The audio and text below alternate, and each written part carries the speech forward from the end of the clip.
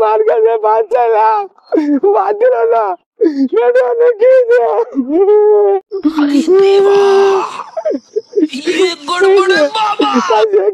মাথায় একটা আইডিয়া আছে কখন খাবার দিব না আমি ঠিক আছে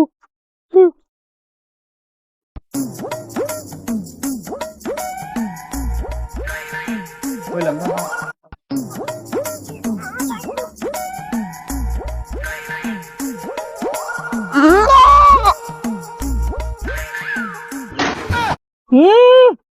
কি খাওয়ার খাইছে তো